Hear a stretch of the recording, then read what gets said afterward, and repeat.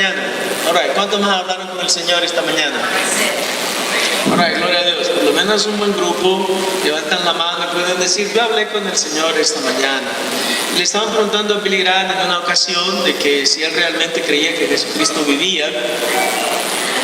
Y él dijo: oh, yo estoy completamente seguro de que mi Señor vive. Y entonces le siguieron cuestionando: ¿y qué prueba, qué evidencia tiene usted de que realmente Dios vive y que Jesucristo vive? Entonces Billy Graham dijo: bueno, hay una prueba contundente, yo hablé con él esta mañana. Así que no hay mejor manera de saber de que nosotros verdaderamente hablamos con el Señor y que el Señor nos habla a través de su palabra. Vamos entonces a comprender esta primera realidad de que la oración se refiere a la multifacética comunicación de los creyentes con Dios. Decimos multifacética porque la oración no solamente es hablar con Él, pero que Él nos hable por medio de la oración. Así que usted habla, el Señor le habla, usted calla, el Señor le habla, y usted presenta sus necesidades, el Señor le comunica que Él ya las sabía, y entonces es una comunicación multifacética. Además, hermanos, el verbo orar y sus respectivas conjugaciones se describe esta actividad como invocar a Dios. Usted invoca a Dios. Yo no sé si nosotros entendemos qué significa invocar. Y invocar es de que usted de manera intencional pide de que Dios se haga presente. ¿Sí me explico? Entonces, cuando nosotros oramos, pedimos que la presencia de Dios sea una realidad en nuestras vidas y que el poder de Dios sea una realidad en las situaciones que enfrentamos. También un sinónimo de orar es clamar a Dios, clamar a Jehová, dice el Salmo 3:4. Y clamar significa de que usted comprende la situación de gravedad en que se encuentra y que usted viene delante del Señor y se presenta delante de Él con el objetivo de que Dios le bendiga, con el objetivo de que Dios le escuche. También orar significa acercarse confiadamente al trono de la gracia. Eso dice Hebreos 4:16, que podemos acercarnos confiadamente al trono de la gracia, donde vamos a recibir de parte de Dios el oportuno socorro. El salmista decía en el Salmo 121, alzaré mis ojos a los montes. ¿De dónde vendrá mi socorro? Y él mismo se responde diciendo, mi socorro viene de Jehová, quien hizo los cielos y la tierra. He aquí no se dormirá ni se adormecerá el que guarda a Israel. Y hermanos, si usted es guardado por Dios, yo quiero que usted comprenda de que usted verdaderamente puede confiar en que Dios está contigo, en que Dios te va a sacar adelante, en que Dios tiene la solución a todos tus conflictos, a todos tus problemas, pero tú tienes que venir a hablar con Dios. Tú tienes que venir a invocar su nombre, tú tienes que venir a clamar delante de Él, tú tienes que levantar tu alma delante de Dios, como dice el salmista en el Salmo 25:1. Tú tienes que buscar a Jehová, como dice Isaías 55:6. Tenemos que buscar de Dios. Déjenme darle ahora las razones por las cuales los creyentes debemos de orar. Apenas estábamos dando la definición, ahora vamos a hablar acerca de las razones. La primera razón por la cual nosotros debemos de orar es porque Dios lo ordena. Dios afirma que nosotros tenemos que orar si queremos ver que Dios escuche nuestras oraciones. Y no solamente eso, si queremos ver que la mano de Dios se manifieste en nuestras vidas, vamos a tener que aprender a orar. Les pregunto en esta mañana o en esta tarde, ¿cuántos de ustedes oran de manera regular todos los días? Levanten la mano si oran de manera regular todos los días. Ok, quiero verlas. Ok, bueno, parece que la mayoría lo hacen. Segunda de Crónicas 7:14 dice la Biblia que si se humillara mi pueblo sobre el cual mi nombre es invocado. Y después, la semana pasada, ¿se acuerdan? Estábamos hablando del resto de lo que dice Segunda de Crónicas 7:14. ¿Y qué es lo primero que tenemos que hacer de acuerdo a Segunda de Crónicas 7:14? Si se humillasen delante de mí. ¿Y qué más tenemos que hacer? Si oraran, si se arrepintieran de sus malos caminos, si buscaran mi rostro, entonces yo voy a oír desde los cielos y voy a perdonar sus pecados y yo voy a sanar su tierra. Entonces, mis amados hermanos, Dios nos invita a que oremos. Yo sé de que como pastor yo les insisto, oren hermanos, no pasen tanto tiempo en Facebook, no pasen tanto tiempo mirando películas y mirando novelas, etcétera, etcétera. Yo siempre les estoy animando de que en vez de hacer esas cosas, usted debería de orar, debería de buscar de Dios, debería de llenarse de la unción fresca del Señor en su vida. Y déjenme decirles de que la razón por la cual de mi insistencia no es simplemente porque yo quiero molestarle, es porque yo quiero de que usted pueda experimentar con el poder de Dios. El poder de Dios solamente puede fluir a través de personas que oran, que buscan el rostro de Dios, que se arrepienten de sus malos caminos. Porque cuando una persona que practica un estilo de vida de oración, yo estoy convencido que esa persona va a haber unción sobre él, va a haber poder de Dios sobre él, porque tú te estás comunicando con Dios todo el tiempo.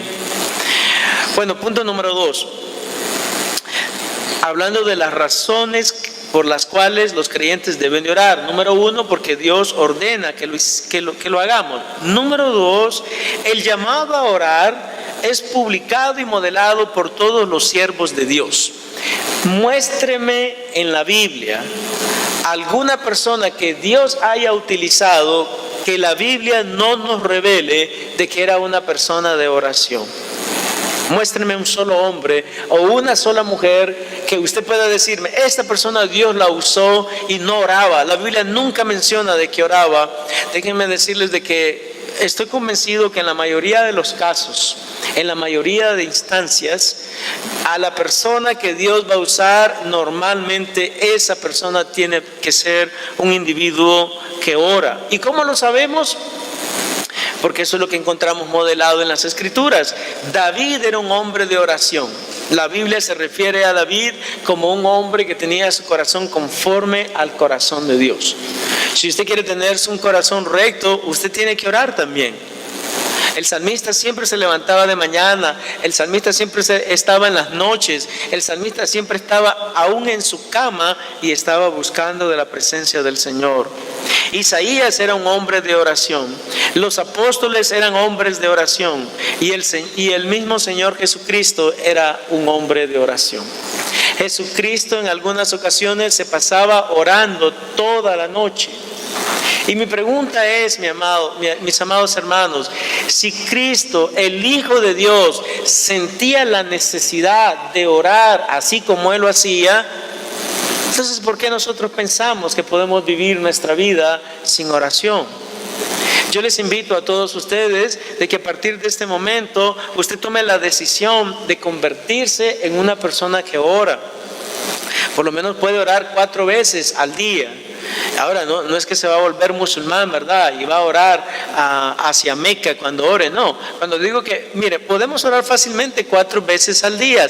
Podemos orar cuando nos levantamos, podemos orar cuando nos vamos a acostar, podemos orar cuando vamos a dar gracias a Dios por la comida, podemos orar cuando tenemos un devocional familiar con nuestros seres queridos.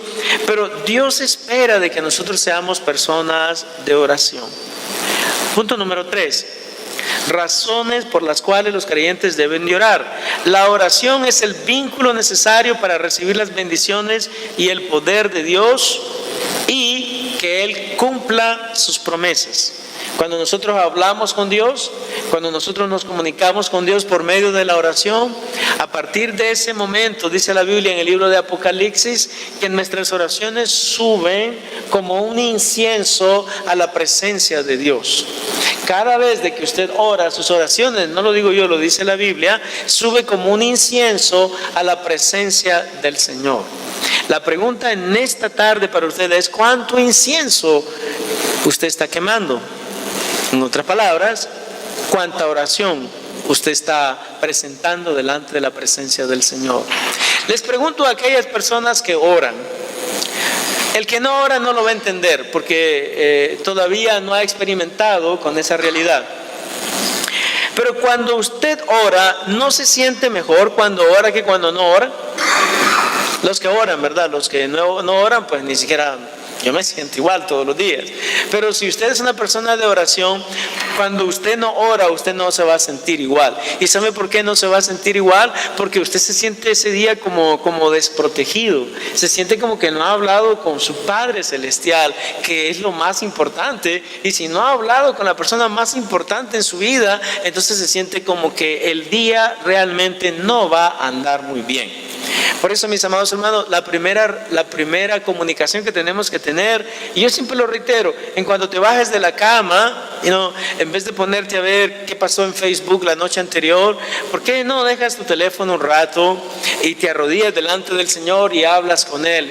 Te presentas delante de tu Padre Celestial y le dices: Señor, yo quiero que tú me bendigas en este día, yo quiero de que tú me uses, yo quiero ser la persona que tú quieres que yo sea. Yo sé que en veces no actúo como tú quieres, pero con tu ayuda, con tu fortaleza, yo voy a ser la persona que tú deseas que yo me convierta. Entonces, mis amados hermanos, la oración es el vínculo necesario para recibir las bendiciones y el poder de Dios.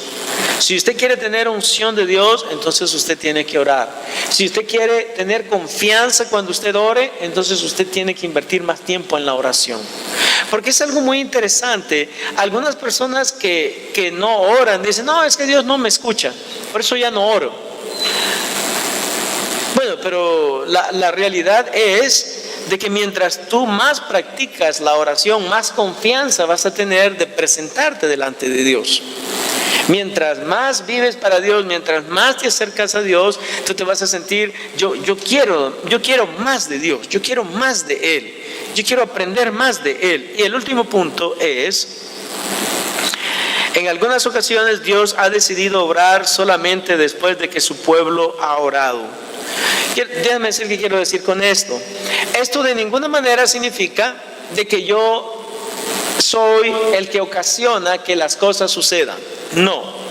Lo que significa es de que muchas veces Dios quiere que yo reconozca mi necesidad delante de Él antes que Él responda a la necesidad que yo tengo.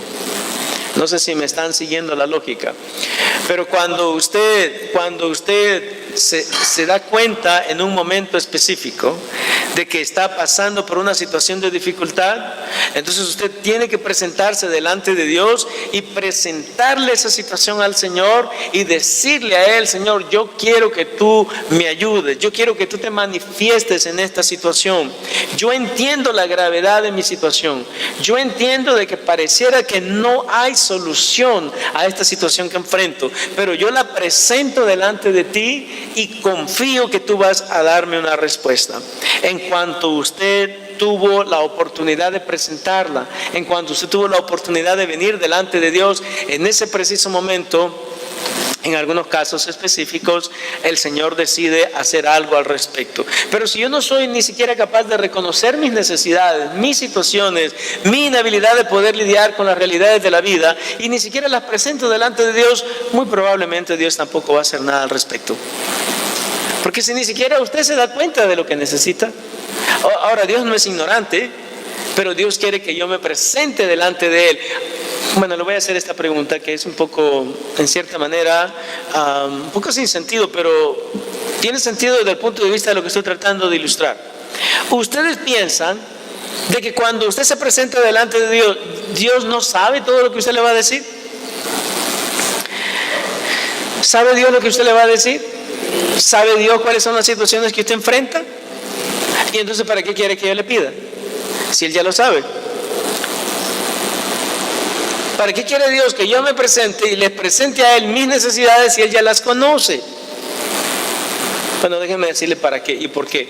La razón fundamental por la cual Dios quiere que nosotros nos presentemos delante de Él y presentemos nuestras necesidades no es porque Él no conozca nuestras situaciones. Lo que Él desea es que yo reconozca mis necesidades y mi dependencia en Él. Eso es lo que Él desea. No es de que, yo no sabía, de verdad tú tienes ese problema. Si es que fíjate que tengo esa situación con mi esposa, yo no sabía. ¿Con tu esposa? Es que tengo esta situación con mis hijos. ¿Tienes problemas con tus hijos? Yo no sabía. Dios perfectamente está enterado de toda la realidad y de todas las situaciones que enfrentamos. Lo que Él desea, no obstante, es que yo me presente delante de Él para que yo le diga a Él: Señor, de ti dependo, de ti depende mi vida, de ti depende mi familia, de ti depende mi finanza, de ti depende mi bienestar. Todo lo que tengo, todo lo que soy te pertenece. Y yo sé que tú estás enterado de esta situación, y ahora yo la estoy presentando delante de ti con juicio, con entendimiento, y te pido que hagas algo al respecto. Te ruego de que tú hagas algo al respecto. Y muy probablemente, mi amado hermano, Dios va a hacer algo al respecto, pero usted tiene que presentarse delante del Señor.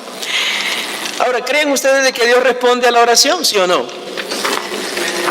Well, déjenme decirles de que está demostrado en las Escrituras de que Dios responde a la oración. ¿A qué oración responde? A la oración del justo.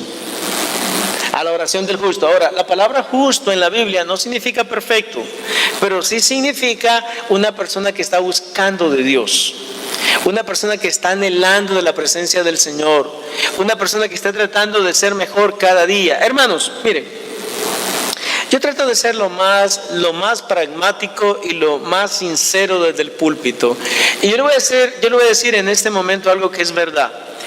Si usted no es una persona que trata de agradar a Dios, entonces muy probablemente, y ya lo he mencionado anteriormente, muy probablemente Dios no lo va a escuchar a usted tan pronto como usted quisiera. Pero si usted le agrada a Dios, usted le sirve a Dios, usted le honra a Dios, usted se va a dar cuenta de que Dios le va a escuchar más a menudo. Dios va a obrar más en tu vida, Dios se va a manifestar más con poder en tu vida. Entonces, le voy a poner el primer ejemplo, y el primer ejemplo es el ejemplo de Moisés. Moisés es un buen ejemplo en la Biblia de una persona que siempre que ora, Dios le responde. Ahora, pero les pregunto, ¿cómo considerarían ustedes a Moisés? ¿Era Moisés un hombre que buscaba de Dios o no? ¿Era una persona que le servía a Dios o no le servía a Dios? Entonces yo le voy a mostrar 3 ejemplos y simplemente lo voy a citar el texto bíblico. Si usted tiene más tiempo después, usted lo puede ir a buscar de manera personal. Yo solamente le voy a citar 3 ejemplos. Por ejemplo, cuando el Señor mandó las plagas a Egipto, una de las plagas que mandó fue la plaga de moscas.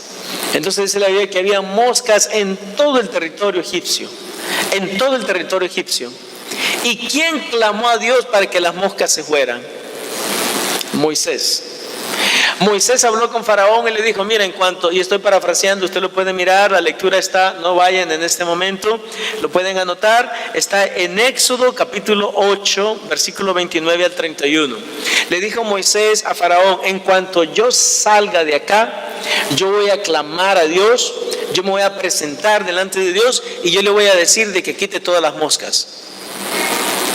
Moisés salió de la presencia de Faraón, así como él lo dijo, se postró delante de la presencia del Señor y le dijo: Señor Dios Todopoderoso, tú enviaste estas moscas y ahora yo te pido que tú te las lleves. ¿Y qué pasó? Todas las moscas se fueron. Todas las moscas se fueron. Número 2. En el libro de Éxodo, capítulo número 32, dice la palabra del Señor de que Moisés había estado 40 días y 40 noches en el monte Sinaí.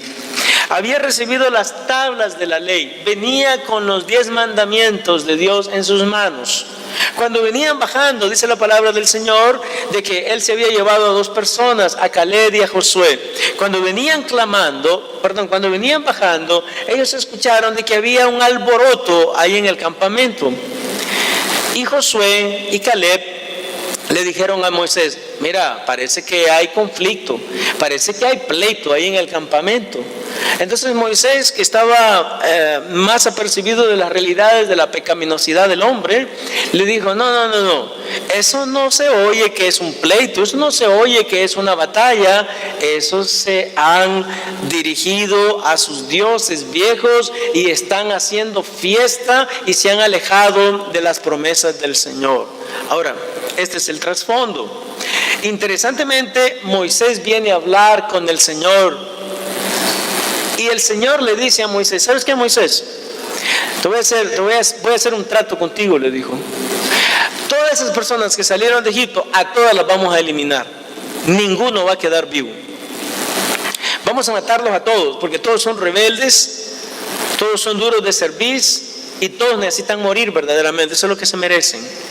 Pero en ese momento Moisés, el hombre manso, el hombre amante del pueblo y amante de Dios, dice la Biblia, usted lo puede leer posteriormente, empezó a conversar con Dios y le dijo: Señor, yo te ruego verdaderamente de que no le hagas daño al pueblo, porque si tú matas al pueblo, entonces los egipcios van a decir de que tú los sacaste de Egipto, pero los sacaste a morir en el desierto, y tu nombre, Señor, tu nombre va a ser deshonrado.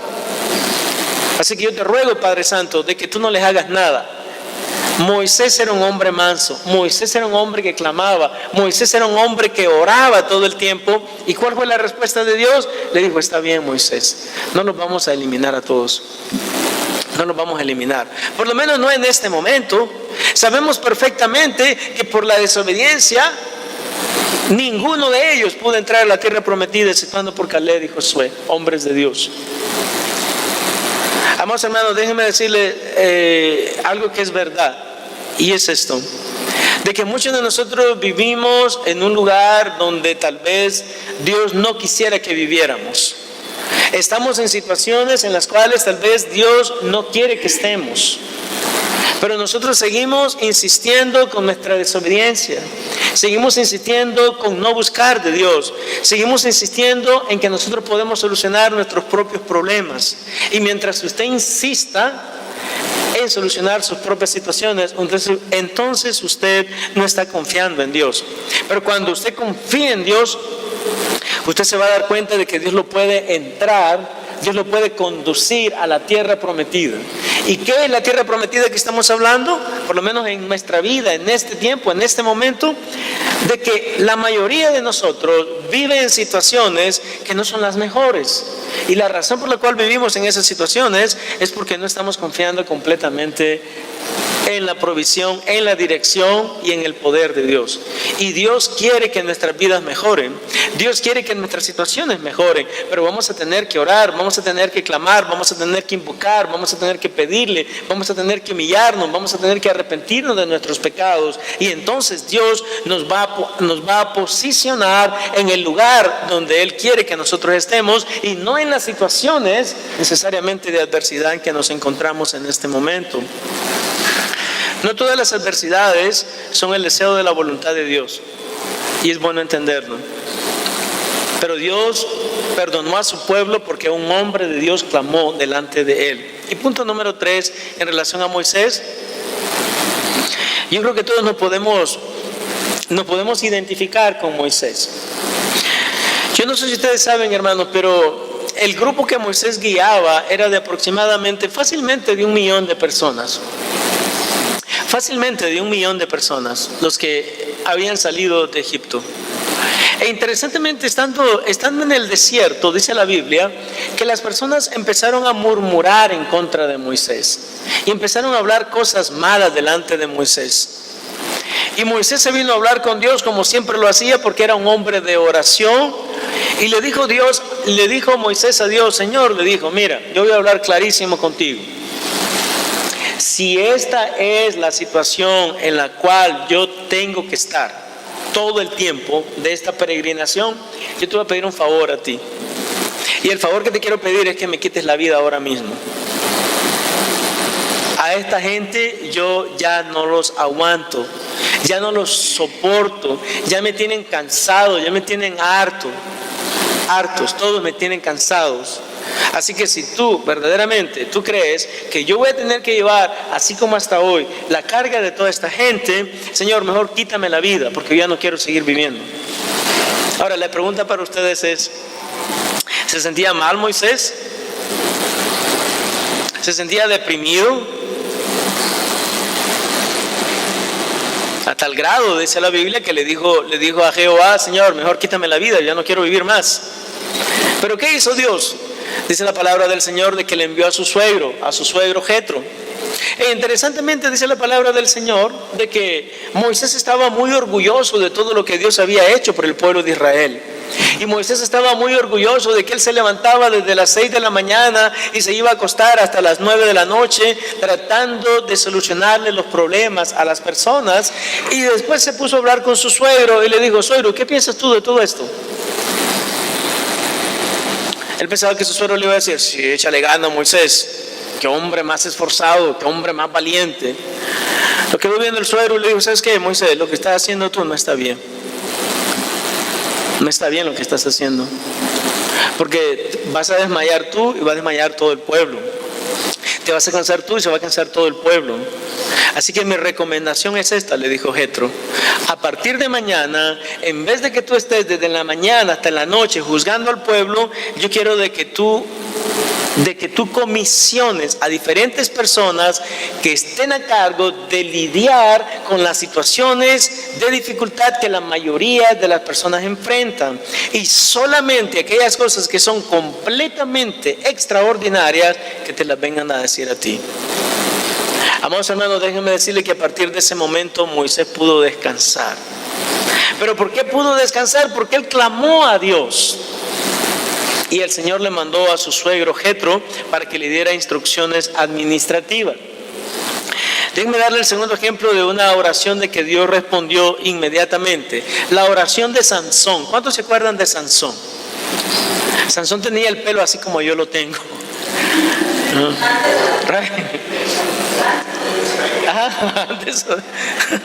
Sí, miren, hasta aquí todos las, ¿cómo le llaman a estas cosas que se hacen la gente? Las trenzas, sí. Pero no sé si se acuerdan, él había hecho un voto nazareo, y eso significa de que él jamás se tenía que cortar el pelo. Ahora, pero se consiguió una novia, de esas novias que usted nunca se debe de conseguir, y hasta que la novia lo engañó y le dijo: ay, dime por favor, porque si no me dices en qué consiste tu fuerza, entonces yo me voy a morir, porque tú siempre me estás mintiendo. Y le dijo una mentira, y la persona pensaba que lo iban a aprender, pero el tipo se liberó completamente. Le pusieron cadenas, le pusieron diferentes cosas, grillos, etcétera, etcétera, y siempre se liberaba, siempre se soltaba. Pero la mujer por última vez lo vino a ver y le dijo: sí, tú eres un mentiroso, a mí tú no me quieres. Dime en qué consiste tu fuerza. Y dice la Biblia de que él abrió su corazón con ella y le dijo: mi fuerza consiste en mi pelo. Ahí consisten mis fuerzas. ¿Y qué hicieron? Le cortaron la cabellera. Y una vez de que ya no tenía el pelo, que lo dejaron así como yo, entonces le dijeron: ahí vienen los filisteos. Y él pensaba, dice la Biblia, él pensaba de que se iba a liberar como siempre se liberaba, pero ya no tenía, no solamente no tenía el pelo, no tenía la unción de Dios. Pero yo quiero que noten, mis amados hermanos, dice la Biblia que un día estaban haciendo una fiesta los filisteos y dijeron: traigamos a ese payaso de Sansón y nos vamos a burlar de él. Dice la Biblia que lo amarraron de una columna por un lado y con la otra columna del otro lado, y lo tenía amarrado con cadenas de las dos columnas. Y en ese momento él se acordó de que él tenía un Dios. En ese momento él se acordó de que él había ofendido a ese Dios por no obedecerle. En ese momento él se dio cuenta de que Dios verdaderamente es un Dios que nos da segundas oportunidades. Lamentablemente algunas veces nosotros nos metemos en situaciones de dificultad en las cuales vamos a tener que pagar las consecuencias. Pero dice la palabra del Señor de que él clamó a Dios y le dijo: Señor, yo te ruego en este momento de que tú me devuelvas mis fuerzas para vengarme de todas estas personas que son tus enemigos, tú lo sabes. ¿Y qué hizo Dios? Dios le devolvió su fuerza en ese momento, dice la Biblia, y de que habían miles de personas en ese lugar, habían miles de personas en ese palacio, y que todos murieron junto con Sansón. Mi amado hermano, déjeme decirle de que esta es una respuesta a una oración de manera inmediata. Espero, ¿verdad?, de que usted no espere hasta que esté en la peor situación para que usted pueda clamar a Dios. Es mi confianza y mi certidumbre de fe de que usted va a tener el tipo de relación con el Señor, de que no va a tener que estar metido en los mayores problemas antes de que usted pueda clamar a Dios. Que usted desarrolle una disciplina de oración. para que usted hable con Dios todo el tiempo y muy probablemente para que no se tenga que meter a ese tipo de problemas. Déjenme darle la tercera ilustración de oraciones que Dios responde. Elías, ¿cuántos se acuerdan de Elías? Elías es un buen ejemplo. Dice la palabra del Señor de que habían 450 profetas de Baal. E interesantemente, Elías les hizo un reto. ¿Y cuál fue el reto que les hizo? Les dijo, bueno, miren, aquí nosotros no vamos a andar hablando y hablando y hablando. Aquí vamos a mirar de una manera contundente si ustedes verdaderamente tienen un Dios que les escucha o yo tengo un Dios que me escucha. Y les invito a que hagamos un reto, le dijo. Vamos a presentar delante ustedes de sus dioses y yo delante de mi Dios un sacrificio. Vamos a hacer un altar, vamos a poner un buey y ustedes empiecen a orar a sus dioses. ¿Qué le van a orar a sus dioses? Le van a orar de que sus dioses envíen fuego para que queme ese holocausto, para que queme ese sacrificio. Y dice la Biblia, no lo digo yo, de que los 450 profetas de Baal empezaron a orar desde la mañana, de como a las 9 de la mañana. Oh Baal, respóndenos Baal, respóndenos Baal. Como al mediodía dice la palabra del Señor, al mediodía ya, desde las 9 hasta el mediodía que habían estado clamando. Dice que Elías los quedaba viendo y les decía, clamen más fuerte, tal vez se fue de vacaciones su Dios. Clamen más fuerte, tal vez está yendo a comer o algo y no los escucha. Delen. Los dejó de que oraran algunas horas más y después se vino a verlo y le dijo, ok, ya terminaron, ya oraron a su Dios. Obviamente que dijeron, ¿verdad? Sí, ya oramos demasiado. Bueno, entonces dijo él, ahora abran una zanja alrededor de este holocausto, de este sacrificio. Ahí estaba la leña, dice la Biblia. Abran una zanja, le dijo, y ahora échenle agua al holocausto, échenle agua al sacrificio. De tal manera, dice la Biblia, de que el agua había llenado todas las zanjas que él había hecho. Y ahora era el momento de que Elías iba a orar. Elías clamó a Dios y le dijo, Señor Jehová Dios Todopoderoso, tú me mandaste a que yo hiciera esto. Yo no lo estoy haciendo porque tú me dijiste, pero porque tú me mandaste. Ahora, Señor, y estoy parafraseando, demuéstrale a todos estos ignorantes quién es Dios verdaderamente. Manda fuego en este preciso momento. Esa es la palabra del Señor. No había terminado su palabra cuando fuego de Dios cayó sobre el holocausto. De tal manera, dice la Biblia, usted lo puede leer, de que aún el agua que había en las zanjas se disipó inmediatamente y el holocausto quedó completamente quemado. Y ahora dijo Elías, agarren a esos profetas de Baal y mátenlos a todos, porque esos no tienen en ningún Dios vivo como el Dios que yo creo y el Dios que yo tengo. Mi Dios es vivo, mi Dios es verdadero. Déjeme darle un cuarto ejemplo en la Biblia, el ejemplo de Daniel. El ejemplo de Daniel para mí es uno de los más excelentes, aunque usted no lo crea. Y le voy a decir por qué. Porque Daniel, hermanos, nos muestra a nosotros y también sus amigos, y les voy a citar los dos aunque solamente hable de Daniel. Daniel nos demuestra de que cuando tú estás en un problema no es necesariamente el mejor momento para que tú ores. Tú debes de orar antes, tú debes de cultivar una vida de relación, de oración con Dios antes de que vengan los problemas, no a la hora de los problemas. Eso no significa que no podemos orar a la hora de los mismos, pero sí tenemos que orar antes de que vengan los problemas. Déjenme darle el trasfondo. Dice la Biblia de que los mafiosos que vivían durante el imperio de Daniel se dieron cuenta de que a él, y ustedes lo leyeron esta mañana, no lo podían acusar en nada que estuviese relacionado con el reino. Déjenme explicarle qué quiere decir esto.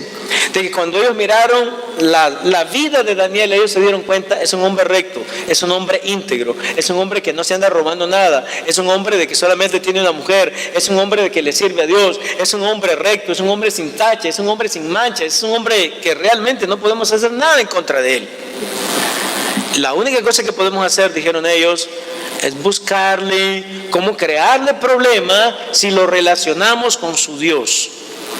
Y entonces, ¿qué hicieron? Dice la Biblia que se presentaron delante del rey y le dijeron, Rey, para siempre vive. Queremos hacerte una propuesta, es una pequeña propuesta. Mira, ¿por qué no creas una estatua Y cuando todas las personas realmente no pueden presentar petición delante de ti o delante de cualquier Dios, si no es delante del Dios en que tú crees. Nadie puede hacerlo, nadie puede orar, nadie puede presentar petición.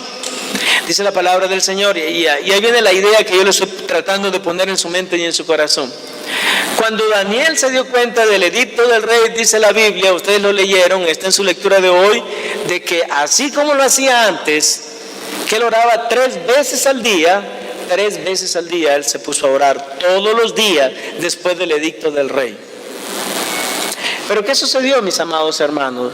Dice la palabra del Señor de que así como lo habían decidido los mentirosos del rey, y habían decidido de que si alguien presentaba petición delante de cualquier otro Dios que no fuera el Dios de los persas, dice la palabra del Señor de que la condena era que lo echaran en el foso de los leones, ¿se acuerdan?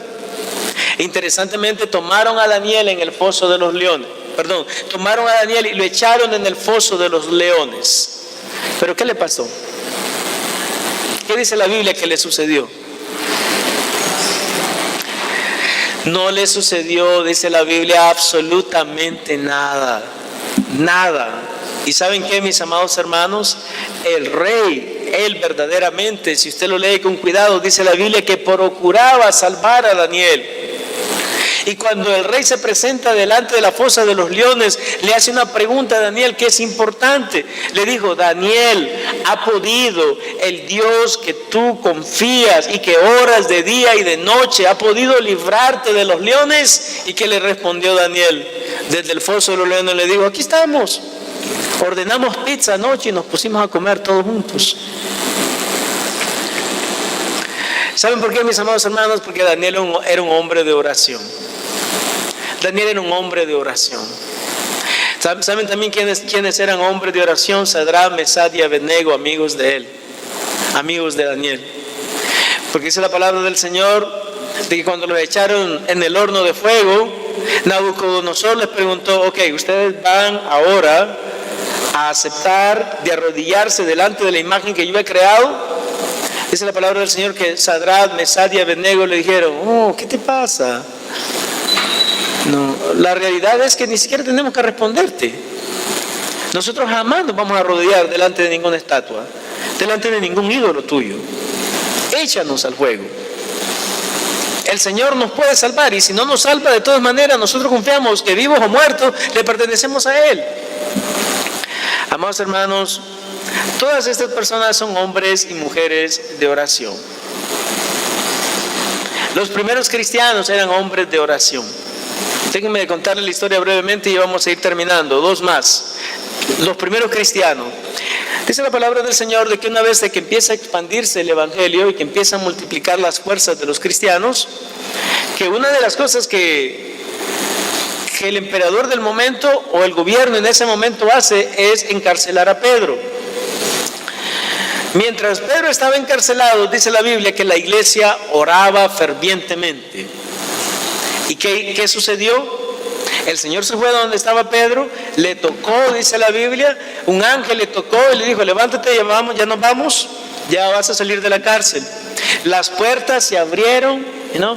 Yo siempre que leo esa lectura me recuerdo de Walmart, me recuerdo de esos lugares donde usted no tiene que empujar las puertas, que las puertas se abren solas. Eso está en el libro de Hechos, en el capítulo número 12. Fue el Señor el que inventó las puertas automáticas. Las puertas se abrieron, dice la Biblia, y salió Pedro muy tranquilo. Y Pedro estaba pensando: ¿será que estoy soñando? ¿Será que estoy despierto? Pero una vez que estuvo en la calle, dice la Biblia: no, pues sí, yo estoy en la calle. No estoy soñando, estoy despierto. El Señor me ha venido a liberar. Interesantemente, mis amados hermanos, y esto nos habla a nosotros ahora, los que supuestamente oramos. Pedro llega a tocar la puerta donde estaban los discípulos orando fervientemente para que él fuera liberado. Todos estaban orando: Padre, liberta a Pedro, Padre, liberta a Pedro, libértalo, Señor, libértalo, porque si no lo liberas, muy probablemente lo van a matar. Y Pedro tocando la puerta, una muchacha se fue a abrir, abrió la puerta, lo miró: oh, Pedro. Se regresó, ni siquiera le abrió completamente la puerta, dice la Biblia. Se regresó donde estaban todos los hermanos orando y le dijo, ahí está Pedro a las puertas. Ahí está Pedro a las puertas. ¿Qué dijeron los hermanos? Dijeron, no puede ser.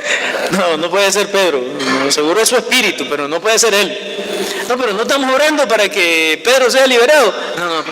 No puede ser. Y Pedro, soy yo, chavos. Venga, hombre, ábreme la puerta. Pedro era mexicano, hermano. Déjenme decirle, mis amados hermanos, de que tenemos que orar entonces así como la iglesia. Y el último ejemplo que les quiero dar, y este es el último verdaderamente, son los apóstoles. Y ese es el único que vamos a leer. Este es el único que vamos a leer de la Biblia. Los demás, aunque ustedes no lo crean, todos están en la Biblia y todos se los he parafraseado por cuestión de tiempo, pero este quiero que lo leamos. Está en el libro de Hechos, capítulo número 4. Hechos, capítulo número 4. Específicamente en el versículo 27, del versículo 27 al versículo número 31. Si están ahí me pueden decir amén. ¿Sí? Ok. Déjenme darle el trasfondo porque no quiero leer todo. Le voy a dar el trasfondo. Cuando el Señor parte, Él les anuncia de que ellos van a ser ungidos de una unción fresca de parte de Dios.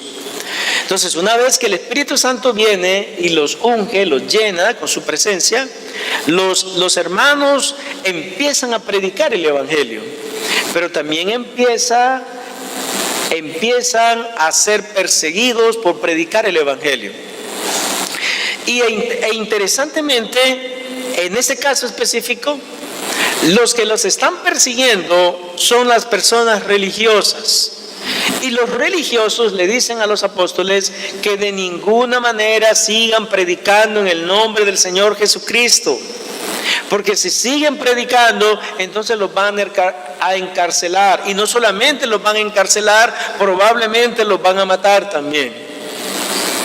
En el capítulo número 4 y en el versículo 27, una vez de que ellos han salido de la presencia de los religiosos, estas son las palabras que salen de la boca de los apóstoles.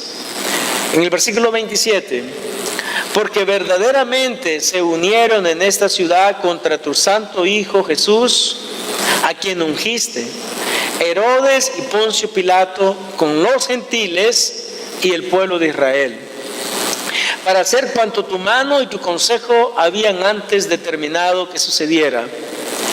Noten el versículo número 29. Esta es una oración a Dios. Y ahora, Señor, mira sus amenazas y concede a tus siervos que con todo denuedo hablen tu palabra. Están orando, ¿no es verdad? Están orando.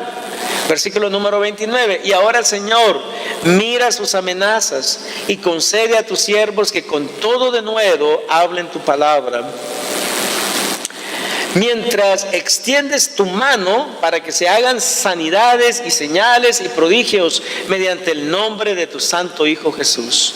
Verso número 31. Cuando hubieron orado, el lugar en que estaban congregados tembló, y todos fueron llenos del Espíritu Santo y hablaban con denuedo la palabra de Dios. Hablaban con denuedo la palabra de Dios. Hermanos, déjenme decirles de que Dios responde a la oración. Dios responde a la oración. Y que si usted aprende a confiar en el Señor, muy probablemente el Señor va a responder su oración también. Tal vez muchos de ustedes no oran porque no ven la respuesta que Dios les da a sus oraciones. Pero si usted no es fiel en la oración, muy probable, es menos posible de que Dios responda a sus situaciones. Entonces va a seguir viviendo sin Dios. Va a seguir viviendo sin la bendición de Dios. Va a seguir viviendo sin tener la oportunidad de experimentar con la realidad de que nuestro Dios es un Dios cercano, no es un Dios lejano. Es un Dios que quiere bendecirnos, no es un Dios que quiere maldecirnos. Dice la Biblia, porque yo sé los planes que tengo para ti. ¿Planes para qué? Planes para bien y no para mal. Pero tenemos que orar, tenemos que buscar de Él. Entonces aquí vienen mis preguntas, que normalmente termino con preguntas. Número 1, ora usted de manera regular, cuando quiere y cuando no quiere, a tiempo y fuera de tiempo, cuando me siento que quiero y cuando no siento que quiero. Usted tiene que orar todo el tiempo. Número 2, comprende que Dios espera que todos sus hijos oren. Lo voy a decir claramente, si usted es hijo de Dios, usted tiene que orar. Si usted dice que es hijo de Dios y no ora, usted por lo menos es un mal hijo. Porque todo hijo verdadero de Dios tiene que hablar con su padre todos los días. Esto sí es hijo. Pero usted tiene que hablar con su papá. Es la primera persona con la cual yo me debo de comunicar todos los días. ¿Practica una vida de oración? Y aquí viene la pregunta interesante, tal vez. ¿Qué le impide hacerlo? Déjeme decirle qué le impide, por lo menos desde mi punto de vista. Número 1, Facebook le impide que lo haga. Facebook le impide que lo haga. ¿Saben por qué?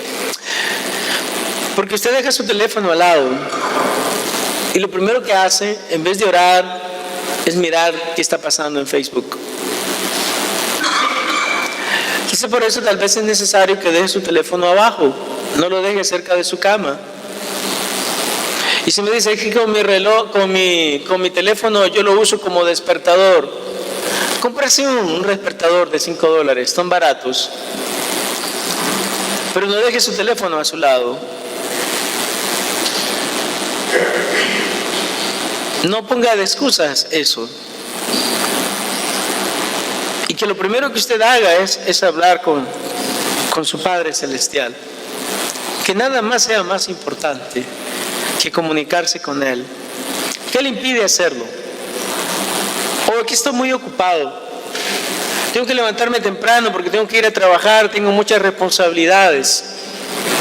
Déjeme decirle algo en esta mañana. Dios es el que le da la vida. Dios es el que le da las fuerzas. Dios es el que le da la posibilidad de conseguir el trabajo que tiene. ¿No cree usted que lo menos que puede hacer es hablar con aquel que le provee todas las cosas antes de comenzar su día? ¿Qué le impide hacerlo? Es que tengo otras cosas más importantes que hacer. Tengo otras actividades que son más importantes. Hermanos, el creador del universo, el creador de lo visible y lo invisible se llama Dios. El que sostiene toda la creación. Dice la Biblia en 2 de Crónicas que todas las cosas que están en los cielos y en la tierra son de Dios, que del Señor es el reino y que Él es excelso para siempre. Y si usted verdaderamente cree de que usted tiene una cita más importante, una tarea más importante, una función más importante que hablar con el Dios que rige el universo, usted realmente no entiende lo que son las prioridades. No comprende verdaderamente qué significa priorizar. Y no entiende lo que es importante. No entiende lo que es importante. ¿Qué le impide hacerlo? Que tal vez no ha practicado una vida de oración. No ha practicado una vida de búsqueda del Señor todos los días, en todo momento, en toda situación. ¿Qué le impide hacerlo? Es que yo tengo muchas dificultades en este momento. Bueno, mientras no te presentes delante del Señor, las situaciones van a seguir igual o tal vez peor. Pero si te presentas delante de Él y de manera gradual te vas abriendo delante de Él, vas construyendo una relación de intimidad con Él, eventualmente te vas a dar cuenta que el resto de cosas van a ser solucionadas. Eso dijo el Señor Jesús en Mateo 6:33. Mas buscad primeramente el reino de Dios y su justicia, y el resto de cosas os serán añadidas. Hermanos, si estás estresado, estás demasiado preocupado, estás demasiado desesperado, es una prueba contundente de que tú verdaderamente no estás orando lo suficiente. Porque la persona que ora, la persona que busca de Dios, dice la Biblia que el Señor la guarda en perfecta paz. La persona que busca de Dios duerme bien, dice el salmista en el Salmo 4 y el versículo número 8. Y en paz me acostaré y asimismo dormiré, porque solo tú, Jehová, me haces vivir confiado. Así que el estrés, las preocupaciones extremas, todas esas cosas demuestran dos cosas de manera contundente. Número uno, de que usted no está intimando con su Dios Todopoderoso. Usted sigue creyendo erróneamente de que usted tiene la solución a los problemas y que yo voy a solucionar los problemas míos y los problemas de todos mis familiares, cuando la realidad bíblica nos enseña lo contrario. Entonces este es mi reto. ¿Estaría dispuesto a iniciar a vivir una vida de ferviente oración? Déjeme decirle qué significa esto, para que no se equivoque y que no tome un reto que no esté dispuesto a tomar. Eso significa que cuando anunciemos en la iglesia que hay reunión de oración, no me interesan el resto de cosas. No me interesa que tengo que llevar al gato al veterinario y que está jugando el Real Madrid. Si yo voy a desarrollar mi vida, una vida de oración, entonces lo más importante es asegurarme de que yo voy a estar ahí, de que yo voy a invertir tiempo en oración. Si usted va a empezar a vivir una vida de oración, significa de que si usted se anotó, por ejemplo, para orar los días sábados, se anotó que va a orar media hora, voy a doblar ese tiempo. En vez de media hora, voy a orar una hora completa. Significa de que cada oportunidad que usted tenga donde usted se encuentra, usted va a estar siempre en conexión con Dios. Puede estar en su trabajo y puede estar orando. Puede estar haciendo cualquier actividad y usted puede estar orando. Principalmente las mujeres son muy capaces de hacerlo. Los hombres también, pero en menos escala. Pero desarrollar una vida ferviente de oración, mi hermano, le va a ayudar a poder vivir una vida con confianza en Dios. Una vida con certidumbre, una vida sin demasiado estrés, una vida sin desesperaciones, una vida de que usted sabe el futuro suyo, el futuro de su familia, el futuro de todas las personas a su alrededor. Usted lo ha dejado y lo ha puesto en las manos de Dios. Y por eso puede descansar. Entonces, mis queridos hermanos, en esta mañana a mí me gustaría animarles. ¿Cuánto le gustaría comenzar a vivir una vida de oración? Pero recuerden, yo le garantizo algo, y es verdad, y porque ya lo sé, que no va a ser fácil. No va a ser fácil, pero si usted quiere experimentar con Dios de una manera de que usted nunca ha experimentado, entonces acérquese a Él a través de la oración. Acérquese a Él a través de intimar con Él cada día. Si no sabe de algún grupo de oración, búsquese de alguno.